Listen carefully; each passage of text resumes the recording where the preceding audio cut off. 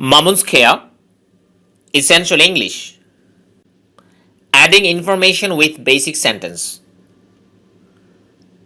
প্রিয় শিক্ষার্থী, এখানে বেসিক সেন্টেন্স বলতে বোঝানো হয়েছে আমরা সফটওয়্যার থেকে একটা বাক্যের যতটুকু স্ট্রাকচার জেনেছি, অর্থাৎ অ্যাক্টিভ অ্যাকশন হলে সাবজেক্ট, ভার্ব, অবজেক্ট, নন অ্যাকশন হলে সাবজেক্ট, কমপ্লিমেন্ট, প্যাসিভ হলে সাবজেক্ট, ভার্বের পাস্ট পার্টিসিপল, আর মাঝে বি ভার্ব।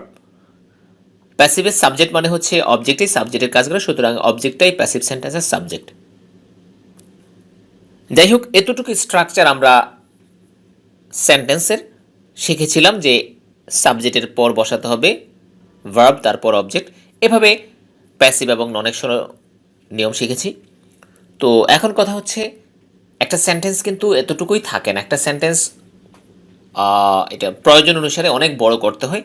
তো বড় করলে যে বাড়তি ইনফরমেশনগুলো সেন্টেন্সের সাথে যুক্ত হয়, বেসিক সেন্টেন্সের সাথে, অর্থাৎ এই মূল সফটওয়্যারের সাথে যে বাড়তি ইনফরমেশনগুলো যুক্ত হয়, সেই ইনফরমেশনগুলোকে আমরা কিভাবে সাজাবো, কোনটাকে আগে দেব, কোনটাকে পরে দেব, এ বিষয়ে একটা গাইডলাইন এখানে দেয়া আছে। প্রথমেই দেখুন একটা সংকেত দেওয়া আছে, সংকেতগুলো লেটার দিয়ে দেওয়া আছে। প্রথমেই আছে ট্রি, ট্রিটা ব্র্যাকেটে আছে। ব্র্যাকেটে থাকার কারণ হচ্ছে ট্রিটা দু জায়গায় বসতে পারে। দেখুন, প্রথমটা আর শেষেরটার আগেরটা দুটোই ট্রি, দুটো ব্র্যাকেটে আছে। এই দুটোই সময় ইন্ডিকেট করে, অর্থাৎ সময় বুঝিয়ে থাকে। এরপর আছে এস। দেখুন, এস এর নিচে এস এর ব্যাখ্যা দেওয়া আছে, এস সমান সমান সাবজেক্ট, অর্থাৎ এস দ্বারা আমরা বুঝিয়েছি বাক্যের সাবজেক্ট। এরপর আছে এই এফ, এফটা ছোট করে দেয়া, এটা দিয়ে বোঝানো হয়েছে অ্যাডভার্ব অফ ফ্রিকোয়েন্সি।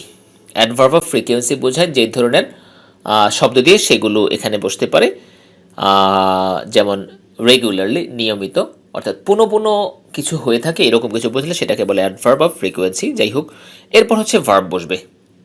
সাবজেক্ট আর ভার্বের মাঝে দেখুন এবার অ্যাডভার্ব অফ ফ্রিকোয়েন্সি, এটা যে এখানেই বসতে হবে এরকম আবশ্যকতা বা অপরিহার্য নিয়ম নেই, তবে এখানে বসতে পারে। এটা হচ্ছে একটা অপশনাল বিষয়। এই পরবর্তী সাবজেক্ট ভার্ব অবজেক্টের বাইরেই বাকিগুলো প্রায় ক্ষেত্রেই পরিবর্তন হতে পারে। যাই হোক, এখানে আমরা একটা নমুনা দিয়েছি, এই নমুনাটা ফলো করা যেতে পারে, আপাতত ফলো করা যেতে পারে। এরপর যখন আপনি দক্ষতার সাথে ইংলিশ বলতে লিখতে পারবেন, তখন আপনার নিজের মতো করে সাজাতে পারবেন। যাই হোক, এরপর সাবজেক্ট, এস দিয়ে সাবজেক্ট বোঝানো হয়েছে। এরপর এএফ, যেটা হচ্ছে অ্যাডভার্ব অফ ফ্রিকোয়েন্সি বোঝানো হয়েছে, আর এরপর ভার্ব, অর্থাৎ সাবজেক্ট ভার্ব পর্যন্ত আমরা পেলাম। এরপর আমরা পেয়েছি অবজেক্ট, আমাদের অ্যাক্টিভ অ্যাকশন সেন্টেন্স অনুযায়ী অবজেক্ট।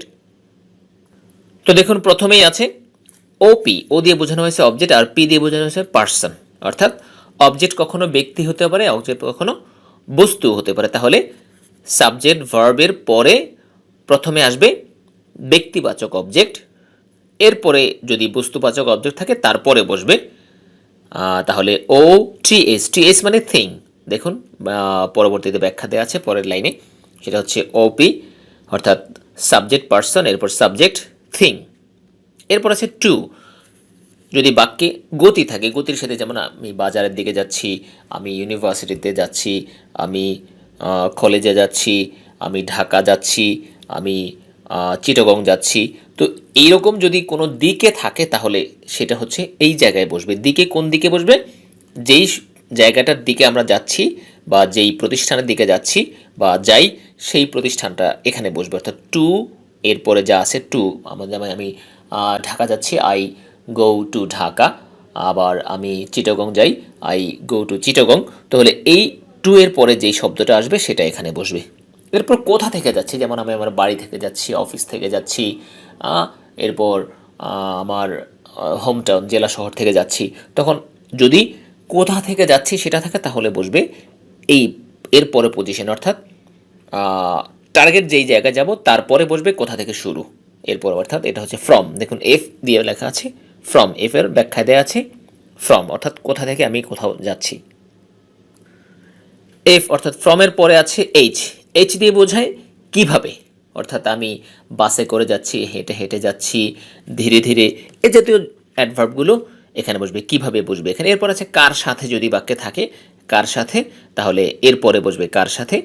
এরপর হচ্ছে পি, কোথায় যাচ্ছি, যাচ্ছি না সেটা হচ্ছে প্লেস। যেমন কোথায় আমি আমি পড়ছি, কোথায় পড়ছি? একটা পড়ার রুমে বসে পড়ছি। কোথায় পড়ছি? একটা প্রতিষ্ঠানে পড়ছি। তাহলে প্লেস হচ্ছে পি হচ্ছে প্লেস। দেখুন নিচে দেওয়া আছে পি মানে প্লেস, কোন স্থানে বা কোন জায়গায়। এরপর টি আছে, টিটা আমরা যেমন প্রথমে বসাতে পারি, অর্থাৎ টাইমটা প্রথমে বসাতে পারি, আবার এই শেষেও বসাতে পারি। শেষে বলতে একেবারে শেষেরটার আগে। এরপর হচ্ছে সর্বশেষ বসবে রিজন, অর্থাৎ কেন কি কিছু করছি। তো যাই হোক, এখানে এই হচ্ছে ধারাবাহিকতা আমরা এখানে নিতে পারি। এরপর আমরা সেন্টেন্স একটা একটা করে শুরু করি, তারপর দেখবেন ইনশাল্লাহ আমরা বুঝতে পারবো। এই চ্যাপ্টারে মোট 48টা বাংলা সেন্টেন্স দেওয়া আছে এবং পরবর্তীতে এগুলো ট্রান্সলেশনও দিয়ে দেওয়া আছে। তো প্রথমেই আমাদের এই সিস্টেম অনুযায়ী, অর্থাৎ এই আমরা যেই সেন্টেন্সের ইনফরমেশনের ধারাবাহিকতা এখানে যেখানে দেখালাম, যেভাবে দেখালাম, এই অনুযায়ী আপনি নিজে নিজে চেষ্টা করে করবেন। এরপর পরবর্তী ট্রান্সলেশন থেকে আপনি মিলিয়ে দেখবেন হলো কি না। হতে পারে আপনারটাও হতে পারে, আবার ট্রান্সলেশনে দেওয়া আছে যেটা হতে পারে। এটা আপনি পর্যায়ক্রমে আপনি যখন যত বেশি সেন্টেন্স প্র্যাকটিস করবেন তখনই আপনি এগুলো বুঝতে পারেন। যাই হোক, প্রথম সেন্টেন্স আমরা দেখি। আমি ইংরেজি শিখতে নিয়মিত আমার বন্ধুর সাথে গাড়িতে চড়ে বাড়ি হতে মামুন স্কয়ারে আসি। দেখুন এখানে এখন যেই যেই ইনফরমেশনগুলো আছে আমরা সেখানে সেভাবে সাজাবো। তাহলে আমরা দেখছি উপরে প্রথমে আছে টি মানে টাইম। টাইমটা কখন? এখানে এই কখন টাইমটা নেই, অর্থাৎ শনিবারে, রবিবারে, সোমবারে জাতীয় কিছু নেই, সুতরাং টি নেই। আমরা এটা ধরে নিলাম টি নেই। এরপর আছে সাবজেক্ট, কে আসে? আমি আসে, তাহলে আমি পেয়ে গেলাম আই। এরপর আছে এএফ মানে adverb of frequency. Adverb of frequency এখানে এখানে আমাদের আছে নিয়মিত, তাহলে বসালাম আই রেগুলারলি, আই রেগুলারলি। এরপর আছে ভি, ভি মানে ভার্ব, তাহলে খাম, এখানে বসবে খাম, তাহলে আই রেগুলারলি খাম। এবার কাকে, কাকে বাক্যে কি আছে? দেখুন আমি ইংরেজি শিখতে নিয়মিত আমার বন্ধুর সাথে গাড়িতে চড়ে বাড়ি হতে মামুনস্কের আছে, না, বাক্যে কাকে নেই। এরপর আমরা খুঁজি কি আছে কিনা, অর্থাৎ ব্যক্তিবাচক অবজেক্ট তো পেলাম না, বস্তুবাচক পাই কিনা। তাহলে আমি ইংরেজি শিখতে মামুনস্কেরে আসি, তাহলে আসি ভার্বের সাথে কিছু আছে না, কি আসি? নাই, সুতরাং এই ব্যক্তিবাচক অবজেক্টও নাই, বস্তুবাচক অবজেক্টও নাই, সুতরাং এই বাক্যে অবজেক্ট আমরা পেলাম না। তাহলে অবজেক্ট পেলাম না, আমরা পরের ওয়ার্ড খুঁজি। পরের ওয়ার্ড কি হচ্ছে? কোন দিকে। কোন দিকে, কিসের দিকে? তাহলে এবার আমরা দেখি দিকে আছে কিনা। হ্যাঁ, আমি ইংরেজি শিখতে নিয়মিত আমার বন্ধুর সাথে গাড়িতে চড়ে মামুন স্কয়ারে, মামুন স্কয়ারে বলতে মামুন স্কয়ারের দিকে যে যাওয়া, গতির সাথে কোনো দিকে যাওয়া, সেটা হচ্ছে দিকে। তাহলে আই রেগুলারলি খাম, এরপর আমি অবজেক্ট পাইনি, পেলাম টু, কোন দিকে? টু মামুন স্কয়ার, তাহলে আই খাম টু মামুন স্কয়ার। কোথা হতে? এরপর হচ্ছে ফ্রম, কোথা হতে আসি? বাড়ি হতে, তাহলে ফ্রম মাই হাউস অথবা ফ্রম হাউস। এবার কিভাবে আসি? এইচ, এরপর আছে এইচ মানে হাউ, কিভাবে, কিভাবে আসি? গাড়িতে চড়ে, তাহলে উইথ মাই, সরি, গাড়িতে চড়ে by a bus, by a বাস। এবার এরপর আছে ডাব্লিউ, ডাব্লিউ মানে উইথ, উইথ মানে কার সাথে এখানে আসি, তাহলে সেটা হচ্ছে আমার বন্ধুর সাথে, তাহলে with my friend, with my friend. আচ্ছা, এরপর কোথায় সেটা নেই, অর্থাৎ এটা স্থির প্রিপোজিশন হলে এখানে বসবে। আর অর্থাৎ কোনো জায়গায় বসে যদি কিছু করি বা কোনো জায়গায় কিছু ঘটে সেক্ষেত্রে, আর আমরা যাচ্ছি যেহেতু কোনো দিকে, কোন দিকে যাচ্ছে সেটা মামুজকের আমরা প্লেসটা নিয়ে গিয়েছি আগে টু এর স্থলে, টু এর সাথে টু মামুজকের, সুতরাং এখানে প্লেস নেই। এরপর আছে টাইম, টাইমেও এটা নেই, যে নির্দিষ্ট কোনো টাইম নেই এখানে। আর এরপর আছে কেন, অর্থাৎ এবার আমি কাজকে প্রশ্ন করি কেন আসি। দেখুন আছে ইংরেজি শিখতে, তাহলে আমি ইংরেজি শিখতে নিয়মিত আমার বন্ধুর সাথে গাড়িতে চড়ে মামুন স্কয়ারে বাড়ি হতে মামুন স্কয়ারে আসে, তাহলে I regularly come to Mamun square from my house by a bus with my friend to learn English.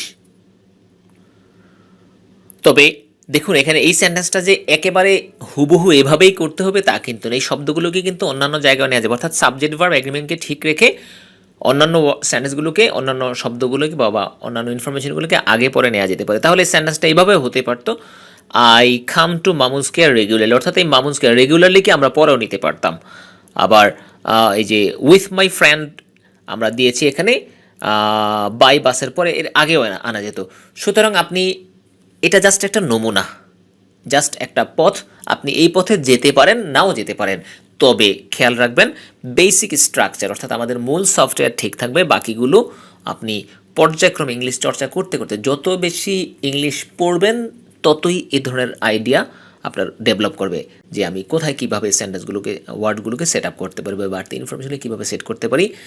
বেশিরভাগ হচ্ছে সবচেয়ে বেশি গুরুত্বপূর্ণ হচ্ছে পড়া, সেন্টেন্স বেশি বেশি পড়া, পেপার বলুন, আপনার একাডেমিক বইপত্র বলুন, কোনো ডকুমেন্ট বলুন, এগুলো পড়তে পড়তে এই বিষয়ে আইডিয়া হবে। তো যাই হোক, আমরা এবার দ্বিতীয় সেন্টেন্সটা শুরু করি।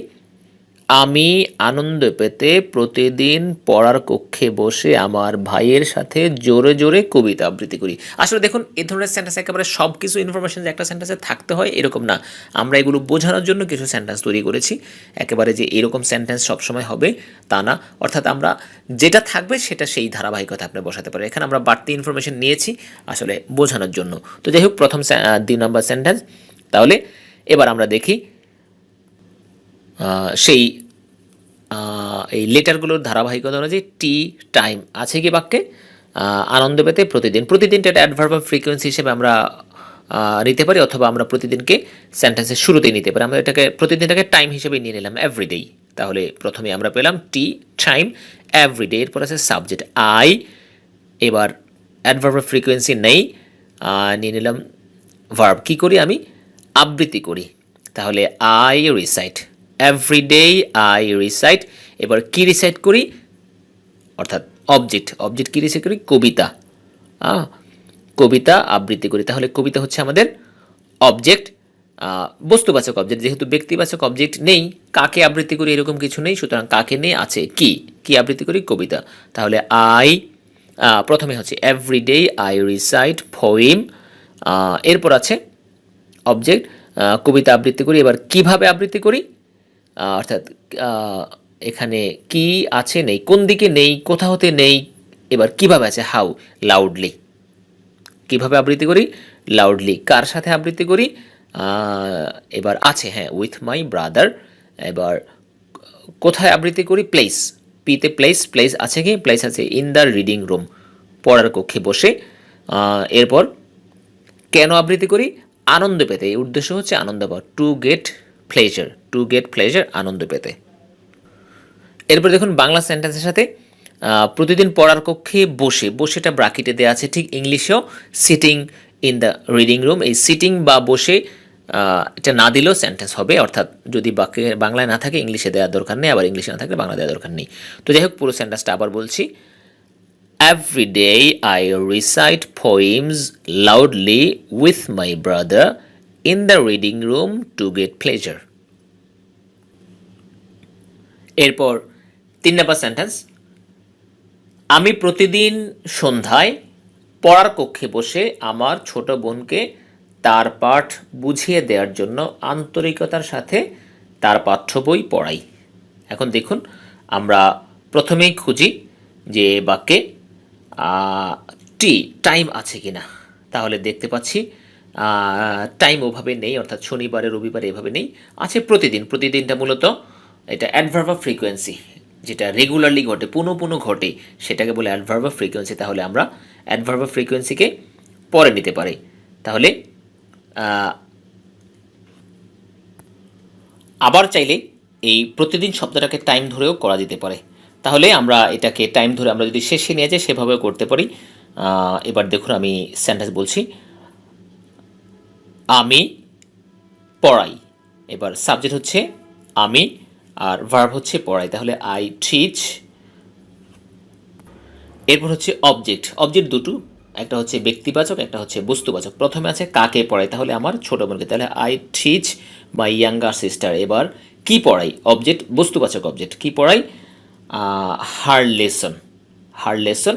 এরপর আছে কোন দিকে, কোথা হতে, কোন দিকেও নেই, কোথা হতেও নেই, সুতরাং এই দুটো বাদ। এরপর আছে কিভাবে, কিভাবে পড়াই, আছে বাক্যে আন্তরিকতার সাথে, কর্ডিয়ালি। তাহলে I teach my younger sister her lesson cordially. এরপর আছে কিভাবের সাথে, কিভাবে পরে আছে কার সাথে, অর্থাৎ উইথ, উইথ এখানে নেই, কার সাথে নেই, সুতরাং এটা বাদ যাবে। এরপর আছে কোথায়, এবার কোথায় পড়ি, প্লেস আছে বাক্যে, প্লেস হচ্ছে পড়ার কক্ষে, ইন দ্য রিডিং রুম। তাহলে এই পি এর স্থলে বসবে রিডিং, অর্থাৎ কিভাবে, এই কিভাবের পরে অর্থাৎ হাউ এর পরে, এইচ এর পরে বসবে P, in the reading room. এবার কখন পড়াই, এবার টাইমটা আমি যদি শুরুতে না দিই তাহলে এখানে ব্যবহার করতে পারবো এভরিডে ইভিনিং। এভরিডে ইভিনিং আমি শুরুতে ব্যবহার করতে পারতেছি। এবার কেন পড়াই বাক্যে আছে তার পাঠ বুঝিয়ে দেওয়ার জন্য। দেখুন, তার পাঠ বুঝিয়ে দেওয়ার জন্য, কেন উদ্দেশ্য হচ্ছে তার পাঠ বুঝিয়ে দেয়া। এখন বুঝিয়ে দেয়া এটা একটি পজিটিভ সেন্টেন্স, আমরা পজিটিভে শিখেছি। যেমন বাক্যে যদি সরাসরি যেই বাক্যের ভার্বটা যদি সরাসরি ইংলিশ না থাকে, যেমন পড়ানো ঠিক আছে কিন্তু বোঝানোর ইংলিশ নাই, সেক্ষেত্রে আমাদের পজিটিভ তৈরি করতে হবে। পজিটিভের জন্য আমরা জানি দুটো স্ট্রাকচার আমরা মুখস্থ করেছি, সেটা হচ্ছে make somebody do, have something done. যেখানে ব্যক্তি ব্যক্তি ব্যক্তি ব্যক্তি থাকবে সেখানে মেক সামবডি ডু, আর যেখানে বস্তু থাকবে সেখানে হ্যাভ সামথিং ডান। এখানে আছে তার পাঠ বুঝিয়ে দেওয়ার জন্য, অর্থাৎ পাঠ এটা ব্যক্তি না বস্তু, সুতরাং হ্যাভ সামথিং ডান। তাহলে আমরা করতে পারি to have her lesson understood. Done মানে যে কোনো ভার্বের পাস্ট পার্টিসিপল, আন্ডারস্ট্যান্ডকে আন্ডারস্টুড। আন্ডারস্ট্যান্ড মানে বোঝা, আর এটা পজিটিভে এসে হ্যাভ সামথিং ডান। তাহলে হ্যাভ সামথিং হচ্ছে হার লেসন আর ডান হচ্ছে understood. Two have her lesson understood. সেন্টেন্সটা আবার বলছি, I teach my younger sister her lesson cordially in the reading room every day evening to have her lesson understood. এই সেন্টেন্সটা যদি আমরা এই সিস্টেমে করলাম, অর্থাৎ আমাদের ওয়ার্ডের ধারাবাহিকতা অনুযায়ী করলাম, কিন্তু সেন্টেন্সটা একটু ব্যাকআপ লাগতেছে, কারণ একটা সেন্টেন্সে আমরা অনেক বেশি ইনফরমেশন নিয়েছি বোঝানোর জন্য, কিন্তু এই ধারাবাহিকতা না বসিয়ে যদি সেন্টেন্সটাকে এইভাবে দিই, দেখুন প্রথমে যদি নিয়ে আসি, পরবর্তী দেখেন আপনি ট্রান্সলেশন অংশে দেখতে পারবেন যে এখানে আরেকটা ট্রান্সলেশন দেওয়া আছে, in our reading room everyday evening. বাড়তি এই অংশটাকে আমরা শুরুতে নিয়ে আসলাম, I teach my younger sister her lesson cordially to have her lesson understood. এটা আরও বেশি সুন্দর হলো। অর্থাৎ এই ধারাবাহিকতা আপনি তখন ফলো করবেন তখন সেন্টেন্সে আপনি ইনফরমেশন কম কম থাকবে পর্যায়ক্রমে। অর্থাৎ এখানে যেমন সাবজেক্ট অবজেক্ট একটা আছে, আরেকটা ব্যক্তি আছে বস্তু নেই, অথবা বস্তু আছে ব্যক্তি নেই, এরপর কোন দিকে আছে কোথা হতে নেই, অথবা আবার কিভাবে আছে কার সাথে। অর্থাৎ আপনি সেন্টেন্স খুঁজে খুঁজে নিতে হবে, ওয়ার্ডসগুলো খুঁজে খুঁজে নিতে হবে যে কোনটার পর কোনটা বলবে। যদি আপনি পড়তে পড়তে, অর্থাৎ আমি আগেই বলেছি রিডিং যত বেশি করবেন তখনই আপনি বুঝতে পারেন সেন্টেন্সটাকে সিস্টেমেটিক হলো কিনা, এটা কি একটু অড লাগছে কিনা, একটু ব্যাকআপা লাগছে কিনা। সেক্ষেত্রে আপনি ব্যাকআপা লাগলে আপনার স্বাধীনতা অনুযায়ী, ইচ্ছা অনুযায়ী সাবজেক্ট ভার্ব অবজেক্টকে ঠিক রেখে, অর্থাৎ সাবজেক্ট ভার্ব অ্যাগ্রিমেন্টের মূল স্ট্রাকচার ঠিক রেখে বাড়তি শব্দগুলোকে আগে পরে বসাতে পারবেন। এরপরে সেন্টেন্স 4 নম্বরে, গতকাল আমি হাঁটতে হাঁটতে মামুন স্কয়ারে এসেছিলাম। ছোট একটা সেন্টেন্স। এবার আমরা দেখি বাক্যে আমরা টি খুঁজি, টি টাইম আছে কিনা, হ্যাঁ আছে, গতকাল, সুতরাং ইয়েস্টারডে আমি শুরুতেই বসিয়ে দিলাম। এবার আমি সাবজেক্ট হচ্ছে আমি, সুতরাং আই, এরপর হচ্ছে অ্যাডভার্ব অফ ফ্রিকোয়েন্সি নাই, এরপর হচ্ছে ভার্ব, তাহলে আই খেম, এটা ছিল এসেছিলাম, পাস্ট সিম্পল আই খেম। কোথায় এসেছিলাম, টু আছে, ব্যক্তি বস্তু কিছুই নেই, অবজেক্ট একটাও নেই, অর্থাৎ কাকে এসেছিলাম কি এসেছিলাম নেই। সুতরাং ও অর্থাৎ ব্যক্তিবাচক অবজেক্ট বস্তুবাচক অবজেক্ট কোনোটাই নেই। সুতরাং এরপর আমি খুঁজবো টু, টু আছে কিনা, কোথায় এসেছিলাম, হ্যাঁ টু মামুন স্কয়ার, তাহলে গতকাল আমি মামুন স্কয়ার এসেছিলাম। এরপর আছে কোথা হতে নেই, কিভাবে এসেছিলাম, হ্যাঁ আছে হাঁটতে হাঁটতে, তাহলে ওয়াকিং, ওয়াক মানে হাঁটা আর হাঁটতে হাঁটতে ওয়াকিং, তাহলে yesterday I came to Mamun square walking. এরপর 5 নাম্বার সেন্টেন্স, মাত্রাতিরিক্ত গরমে এইচএসসি পরীক্ষার্থীরা দুঃসহ অবস্থার মুখোমুখি হয়েছে। দেখুন আমরা প্রথমেই খুঁজি টি, টাইম নেই, এবার সাবজেক্ট কে আছে এস, এস এর আমরা খুঁজি সাবজেক্ট, এইচএসসি পরীক্ষার্থীরা হচ্ছে সাবজেক্ট, তাহলে এইচএসসি ক্যান্ডিডেটস। এবার আমরা অ্যাডভার্ব অফ ফ্রিকোয়েন্সি নেই, ভি তো অবশ্যই থাকবে, ভার্ব খুঁজি আমরা, কি করেছে মুখোমুখি হয়েছে, তাহলে প্রেজেন্ট পারফেক্ট টেন্সে আছে হ্যাভ ফেস, ফেস মানে মুখোমুখি হওয়া, হ্যাভ ফেসড, তাহলে এইচএসসি ক্যান্ডিডেটস হ্যাভ ফেসড। এবার কি ফেস করেছে, আমরা অবজেক্ট খুঁজি, কিসে কি ফেস করেছে, দুঃসহ অবস্থার মুখোমুখি, অর্থাৎ দুঃসহ অবস্থাটাকে ফেস করেছে, তাহলে এটা হচ্ছে আমাদের অবজেক্ট, অর্থাৎ বস্তু না ব্যক্তিবাচক অবজেক্ট, সরি বস্তু না ব্যক্তি না বস্তুবাচক অবজেক্ট, যাই হোক।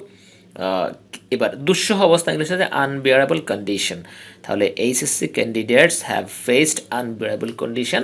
এবার আমি খুঁজতেছি কোন দিকে নাই, কোথা হতে নাই, কিভাবে নাই, কার সাথে নাই, কোথায় নাই, কখন তো আমরা শুরুতেই না কখনো নাই, সময় নাই, এরপর আছে কেন, এবার অর্থাৎ আর হচ্ছে রিজন। এবার রিজনটা কি, রিজন আছে এখানে। রিজন হচ্ছে মাত্রাতিরিক্ত গরম, অর্থাৎ গরমের কারণ হচ্ছে বিকজ অফ স্কর্সিং হিট হতে পারে, ডিউ টু মানেও কারণে।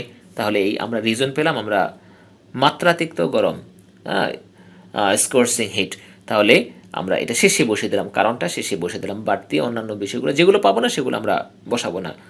তাহলে HSC candidates have faced unbearable condition due to scorching heat. আবার বলছি, HSC candidates have faced unbearable condition due to scorching heat. এবার 6 নম্বর সেন্টেন্স, সে সকাল 8টায় তার ভাইয়ের সাথে বাসে করে কুমিল্লায় ঘুরতে বেরিয়েছিল। তাহলে এবার আমরা প্রথমেই খুঁজি টাইম। টাইমটি আমরা শুরুতে দিতে পারি, শেষেও দিতে পারি। আমরা এখানে এই সেন্টেন্সের শেষে দিলে ভালো হবে, আমরা শেষে দিই। তাহলে টি প্রথমটা বাদ দিলাম, এরপর আছে এস। এবার সাবজেক্ট, অর্থাৎ সাবজেক্টকে সে বের হয়েছিল, সুতরাং সে হচ্ছে সাবজেক্ট। তাহলে হি এবার কি করেছিল, অ্যাডভার্বের ফ্রিকোয়েন্সি নাই, অর্থাৎ এফ, এখানে অ্যাডভার্বের ফ্রিকোয়েন্সি পেলাম না। এরপর আছে ভার্ব খুঁজি, ভার্ব হচ্ছে বেরিয়েছিল। তাহলে গো মানে যাওয়া, আর বাইরে যাওয়া মানে গো আউট। তাহলে গো আউট থেকে বের হয়েছিল, যেহেতু পাস্ট সিম্পল, ওয়েন্ট আউট হয়ে যাবে, হি ওয়েন্ট আউট। এবার আমরা খুঁজি অবজেক্ট, কাকে নাই, কি নাই, কোন দিকে, বাক্যে কি আছে, কোন দিকে, কুমিল্লায় বের না, কুমিল্লায় কোন দিকে, এটা হবে প্লেসে বসবে। কোন দিকে হলে, কুমিল্লার দিকে যদি হতো তাহলে এটা কুমিল্লা শহরের মধ্যেই সে ঘুরতে বের হয়েছিল, সুতরাং এটা টু হবে না, এটা হবে পি, অর্থাৎ প্লেস হিসেবে এটা পরে বসবে। এরপর আছে কোথা হতে, কোথা হতে কি বাক্যে আছে, না কোথা হতেও নেই। কিভাবে বের হয়েছিল, হ্যাঁ আছে, বাসে করে। তাহলে অর্থাৎ এখানে আমরা কোন দিকে পেলাম না, কোথা হতে পেলাম না, কিভাবে, বাসে করে আছে। আমরা এবার বাসে করে আমরা উইথ বায়া বাস এটা আমরা ব্যবহার করলাম। এরপর আছে উইথ, অর্থাৎ কার সাথে, কার সাথে, তার ভাইয়ের সাথে। এরপর কোথায় বের হয়েছিল সেটা নিয়ে আমরা কুমিল্লায় না বলে যদি বলি কুমিল্লা ঘুরতে বেরিয়েছিল, তাহলে হবে টু মুভ অ্যারাউন্ড, ঘুরতে বের হওয়া, টু মুভ অ্যারাউন্ড কুমিল্লা ঘুরতে বেরিয়েছিল। এবার এরপর আছে টাইম, রিজন, কেন বের হয়েছিল ঘুরতে, আমরা এখানে রিজনটাতে হচ্ছে কুমিল্লায় ঘুরতে, তো আগেই বলে ফেললাম। তাহলে he went out with his brother to move around Comilla. By বাসটাকে আমরা পরে নিয়ে আসলাম, এটা আমরা এই ধারাবাহিকতা ফলো করলে সেন্টেন্সটা সুন্দর হচ্ছে না, এই জন্য আমরা সরিয়ে দিলাম। He went out with his brother to move around Comilla by bus at 8 AM। আমরা চাইলে এবার 8 AM-টাকে শুরুতেও নিয়ে আসতে পারি, একেবারে সেন্টেন্সের শুরুতে, তাহলে সেন্টেন্সটা আরেকটু সুন্দর হতে পারবে। সেটা হচ্ছে at 8 AM he went out with his brother to move around Comilla by bus. আবার চাইলে এই বাই বাসটাকে went out with by bus, went out by bus এখানেও দেওয়া যেতে পারে। আসলে এই সেন্টেন্স, এই ওয়ার্ডসগুলোকে নিজের ইচ্ছা মতো সাজানো যায়, নিজের কাছে যেটা ভালো লাগে। তবে ভালো লাগাটা এরকম হতে হবে অভিজ্ঞতার আলোকে, নিজের মন মতো। বাংলার মতো যে আমি বাংলাটা এভাবে আছে ধারাবাহিক সাজিয়ে দিলাম তা কিন্তু হবে না। এরপরে 7 নম্বর সেন্টেন্স, এদেশের বিপুল সংখ্যক লোককে পানি নির্ভর যানবাহনের মাধ্যমে যাতায়াত করতে হয়। দেখুন যাতায়াত করতে হয়, এটা কোন ক্যাটাগরির সেন্টেন্স আশা করি ধরতে পেরেছেন, এটি হচ্ছে অব্লিগেটরি সেন্টেন্স। অব্লিগেশন একটা চ্যাপ্টার আছে বুক 3-তে শুরুর দিকেই, তো ওই চ্যাপ্টারটাতে, অর্থাৎ যেমন আমাকে যেতে হয়, আমাকে যেতে হবে, আমাকে ছোটো ভাইয়ের দেখাশোনা করতে হয়, বড়োদেরকে সম্মান করতে, এই জাতীয় সেন্টেন্সের অন্তর্ভুক্ত এটা। এটা হচ্ছে অব্লিগেটরি সেন্টেন্স। তাহলে এটা পানি নির্ভর যানবাহনের মাধ্যমে যাতায়াত করতে হয়, এটা আমরা হ্যাজ টু দিয়ে করলাম। এবার সাবজেক্ট হচ্ছে এদেশের বিপুল সংখ্যক লোককে, most of the people of this country কী করতে হয়, হ্যাভ টু ট্রাভেল, ভ্রমণ করতে হয় বা যাতায়াত করতে হয় পানি নির্ভর যানবাহনের মাধ্যমে বাই অ্যাকুয়াটিক ট্রান্সপোর্ট। আমরা ওই যে কীভাবে সেটা নিয়ে নিলাম, বাই অ্যাকুয়াটিক ট্রান্সপোর্ট, এরপর বাড়তি অন্য কিছু আর নেই। এরপর 8 নম্বর সেন্টেন্স, লঞ্চ বা স্টিমার সমূহ এই ধরনের পানি নির্ভর যানবাহনের আওতায় পড়ে। 8 নম্বর সেন্টেন্স, লঞ্চ বা স্টিমার সমূহ এই ধরনের পানি নির্ভর যানবাহনের আওতায় পড়ে। তাহলে লঞ্চ বা স্টিমার সমূহ পড়ে যানবাহনের আওতায় বলতে এই ধরনের যানবাহনের ক্যাটাগরিতে, ক্যাটাগরি মানে টাইপ অফ, তাহলে launch or steamers fall in this type of aquatic transport. Aquatic মানে যেগুলো পানিতে চলাচল করে, অ্যাকুয়াটিক। এরপর 9 নম্বর সেন্টেন্স, নদীপথে কিছু স্থান আছে যেখানে এই যানগুলো যাত্রী ও মালামাল উঠানো নামানোর জন্য থামে। তাহলে বাক্যের সাবজেক্ট হচ্ছে এ যানগুলো, আর কাজ হচ্ছে থামে, কারণ হচ্ছে মালামাল উঠানো নামানোর জন্য। এবার কোথায় থামে? নদীপথে কিছু স্থান আছে যেখানে এগুলো থামে। এবার সেন্টেন্সের শুরুটা দেখুন, নদীপথে কিছু স্থান আছে, নদীপথে কিছু স্থান আছে, এরপর হচ্ছে যেখানে, এখানে যেখানে থেকে শুরু করে পরবর্তী অংশটা কিন্তু সাবঅর্ডিনেট ক্লজ। আমাদের মেইন ক্লজ হচ্ছে নদীপথে কিছু স্থান আছে, তাহলে এটা হচ্ছে আমাদের দেয়ারের সেন্টেন্স। আমাদের গ্রামে একটি মসজিদ আছে, স্কুলের পাশে একটি মাঠ আছে, রাস্তার পাশে একটি বাড়ি আছে, এ জাতীয় সেন্টেন্স এটা। তাহলে নদীপথে কিছু স্থান আছে, অনির্দিষ্ট দেখুন। তাহলে there are some places in the river way, there are some places in the river way. এবার যেখানে এই যানগুলো যাত্রী ও মালামাল উঠানো নামানোর জন্য থামে, এই যেখানে থেকে শুরু করে পরবর্তী অংশটা হচ্ছে সাবঅর্ডিনেট ক্লজ। এবার ওয়ার মানে যেখানে এই যানগুলো থামে, this vehicles stop, this vehicle stop, কেন থামে? মালামাল উঠানো নামানোর জন্য। উঠানো হচ্ছে লোড আর নামানো হচ্ছে আনলোড। তাহলে যাত্রী ও মালামাল, টু লোড অ্যান্ড আনলোড। কি load unload? Passenger and good. এই প্যাসেঞ্জার অ্যান্ড গুড হচ্ছে অবজেক্ট। তাহলে এখানে সাবঅর্ডিনেট ক্লজের সাবজেক্ট হচ্ছে এই যানগুলো, ভার্ব হচ্ছে থামে, আর থামে এবং থামে, আর কারণ হচ্ছে লোড আনলোড। এবার লোড আনলোডের অবজেক্ট হচ্ছে প্যাসেঞ্জার অ্যান্ড গুডস। তাহলে সেন্টেন্সটা আবার বলছি, there are some places in the river way where this vehicle stop to load and unload passengers and good. এরপর 10 নম্বর সেন্টেন্স, কাজটি দেখতে কঠিন মনে হলেও করা সহজ। দেখুন এইটি একটি নন অ্যাকশন সেন্টেন্স, কিন্তু নন অ্যাকশন সেন্টেন্স, কারণ কাজটি সহজ, কাজটি সহজ এই হচ্ছে মূল কথা। কাজটি করা এটা হচ্ছে বাক্যের সাবজেক্ট, আর সহজ হচ্ছে কমপ্লিমেন্ট বা ইনফরমেশন এটি। তাহলে যদিও কঠিন তথাপি সহজ, এরকম সেন্টেন্স থাকবে। দো the work seems to be difficult, যদিও কাজটাকে মনে হচ্ছে ডিফিকাল্ট বা কঠিন, ইট ইজ ইজি, এটা সহজ। টু ডু করাটা, টু ডু মানে করতে বা করা, করা আমরা জানি যে to swim is a good exercise, সাঁতার কাটা একটি ভালো ব্যায়াম। আবার আই ওয়ান্ট টু সুইম, আমি সাঁতার কাটতে চাই। তাহলে টু ডু দিয়ে করাও হয়, করতে হয়। তাহলে এই যে করা সহজ, to do easy, to do it is easy, তাহলে it is easy to do, এটা করা সহজ।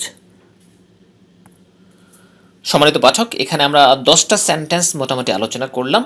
তো আসলে এই আলোচনা শুনে এটা খুব বেশি ইফেক্টিভ হবে না, আমার যতটুকু ধারণা সেটা হচ্ছে প্রথম থেকে আপনি প্রত্যেকটা সেন্টেন্সকে নিজে করে ট্রান্সলেশন দেখে দেখে এমনভাবে শিখবেন যেন এখানে যেই সেন্টেন্সগুলো আছে অন্তত এই সেন্টেন্সগুলো আপনি 100% থ্রোলি যেন আপনি বাংলা দেখে ইংলিশ বলতে পারেন, অথবা দেখে দেখে খুব দ্রুত মানে অল্প ভেবে আপনি যেন লিখতে সেন্টেন্সগুলো লিখে ফেলতে পারেন।